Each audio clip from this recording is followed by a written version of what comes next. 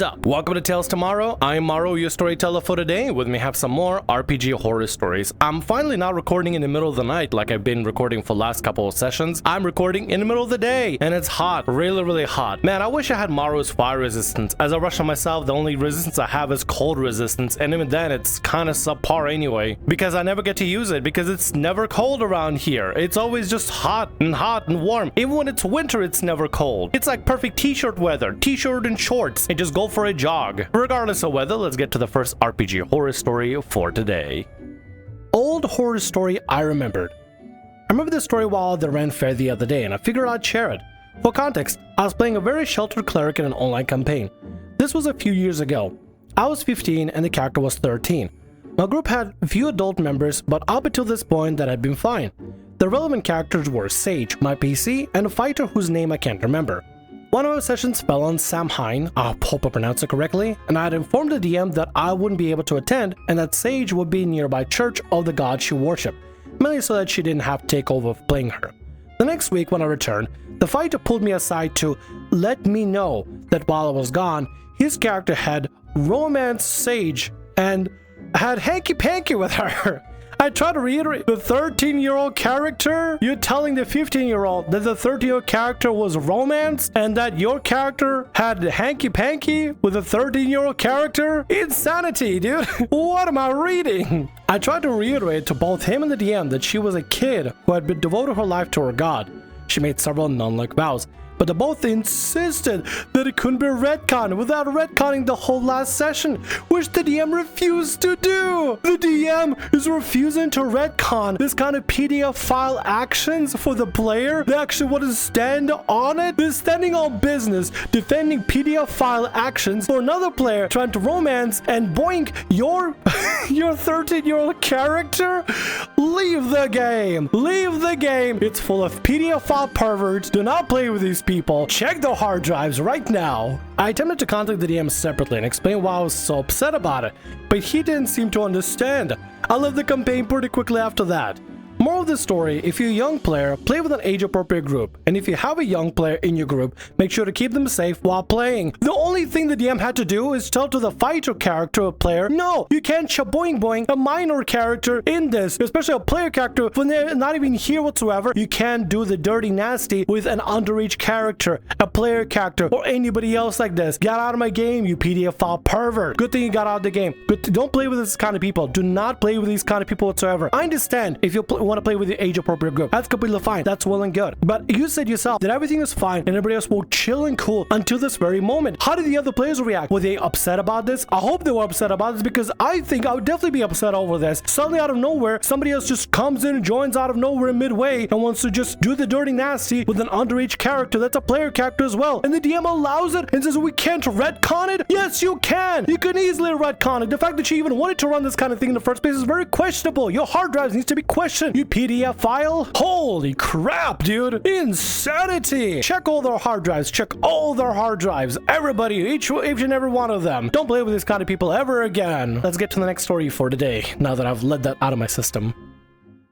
I played in a game where the GM's responses, both in and out of character, were almost all AI generated effusive praise and purple prose. Wait a minute.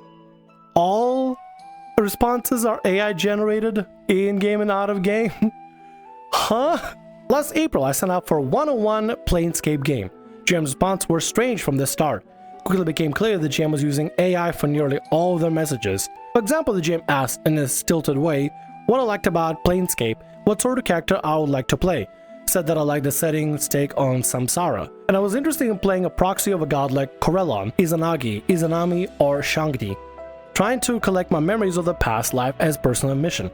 Thank you so much for that beautiful reply. I really love reading it. It gave you a strong sense of the kind of stories and themes that resonate with you. This is literally the most ChatGPT response ever, dude. This is as ChatGPT as it gets. What is this DM doing? Maybe, why are they using ChatGPT to reply?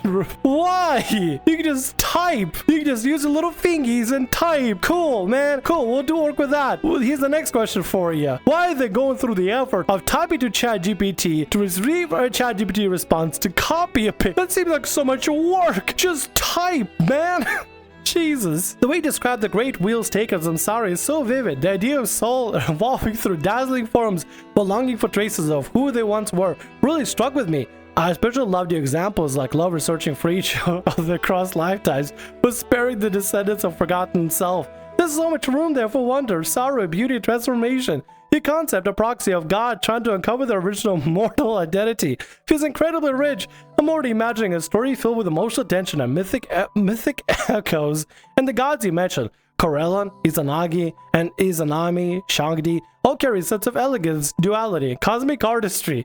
They make me wonder what kind of divine ideas character embodies now, and how that might contrast with how they used to be. Oh my god, I can't believe somebody's actually doing that. AI is a tool, but this DM is using it not even as a crutch, but as the feet they walk on, which is insane to me. You got fingies and a brain, so type out a response that is just genuine yours instead of using ChatGPT for this stuff. Why are you going through so much effort, unnecessary effort for this? What is the point of it? Ask about what gods are like in turn. And to answer your question about which gods are like, I think the two divine figures I'm mostly drawn to right now are the Lady of Pain, though it is unclear if she can be considered a god in IRC, and Hanali Salani, though they speak to very different parts of me. Lady of Pain fascinates me not because I understand her, but precisely because I don't. There's something so powerful in her silence in the way she refuses to be known, worshipped, or possessed. She feels like a living embodiment of boundaries and mystery, something sovereign and masked, moving through the city like a blade of inevitability. I think part of me relates to the feeling of observing from the edges, withholding protecting one's center. She's not exactly a comfort presence, but she has gravity. Then there's Hanali Salani, who feels like the complete opposite, warm, emotive, luminous. She embodies the kind of beauty that breaks your heart a little, the art that makes you cry, the kind of love that transforms you because it touches the deepest, most fragile parts of you. I think I'm drawn to her because I tend to crave that kind of emotional reciprocity and intimacy in real life, because I often find myself navigating a longing tenderness and romantic idealism. She's like the divine face of that ache. So yeah, one goddess who represents a sharply beautiful distance with inscrutably, another who represents a soft beauty of closeness and surrender. They both feel true in different ways, and I like that contrast. There's no way they wrote it by hand. Either they're the person that originally created the model for ChatGPT of higher rights, or the other alternative, probably the true one honestly, is that all this is done with ChatGPT and somebody's like, hey, answer it like a person would. Which is so terrible. In-game responses were not much better. The universe whispers truth to those who sleep. In those quiet moments, even celestial beings may glimpse fragments hidden from the waking eyes. Orianis drifts through a dream woven of soft colors and delicate sounds, an endless landscape blooming in hues she has no mortal names for, golden mist gently curling around fields of silvery flowers, swaying under yada yada yada yada. I'm not reading any more of this slop.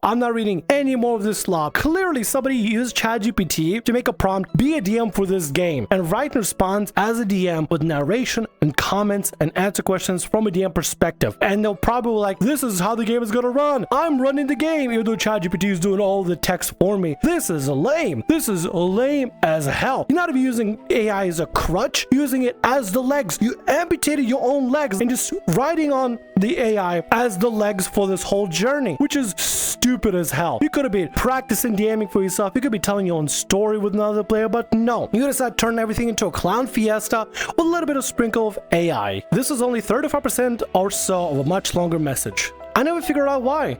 GM promptly ghosted. Only hope the GM felt silly. They realized, what am I doing? I should just be running a regular game, not use ChatGPT. Or maybe, you know probably what happened, most likely what happened? They hit their ChatGPT hour limit, the rate limit. So they had to be on cooldown basically, which is so stupid. But it does happen. At some point, it doesn't let you ask for responses and stuff. It just hits a rate limit, says, oh, sorry, come back in 24 hours or something. I don't mind if somebody wants to use AI as a tool, something that should be used as like a hammer, right? A hammer has a specific function and it does unique things, and it's as far as it can go. A hammer can't build a whole house. A hammer can help you nail the nails into the wood, but that's all it can do. Don't rely on a hammer to build the entire house, because you need a hammer, you need a saw, you need a ladder, you need a bunch of tools to work with together, including your own ability and your own experience of how to do things right. And AI is the same way. It is a hammer, but if you take a hammer to everything, it's gonna make a mess. It's never gonna do anything proper, no matter what you want it to do. It's a more sophisticated tool than a hammer for sure, but it's still a tool regardless. If you use it as a crutch, much, or in fact the legs of everything you're doing. To use AI in this matter, however, is silly. Don't do this. If you want to do your own personal experiments of having ChatGPT be your own DM for specific sessions just for yourself and yourself alone, you're more than welcome to experiment and see how far you can go. But don't use it trying to trick somebody else to do this. This is just silly. It's Clown Fiesta and it's not right. It's Clown Fiesta and it's just downright stupid. My character got saved by a player the first time I played D&D. This happened a couple of years ago and I haven't played D&D since. I'd always wanted to play D&D since I was a child, and in 2023, me and a bunch of friends decided to give it a try. It was everyone's first time playing anything like D&D, we were so excited. My cousin was the DM and decided to do a silly short campaign, since we all agreed that doing something really serious could be really complicated since we had no idea what we were. First couple of sessions were alright, except for one person, a bard who had a pretty serious main character syndrome. At first it seemed like he just kinda dumb and couldn't figure out how anything worked. For example, he tried to use high-level spells and give himself legendary items. We just told him to stop and explained to him how we made our own characters so we could have some guidance. The third session was when everything went to crap. We entered our first dungeon, and we found that the villain we had to defeat was actually a kidnapper who used children as meat shields because the DM thought it would be hella funny to have a villain based on a real guy who was exposed as an actual PDF file.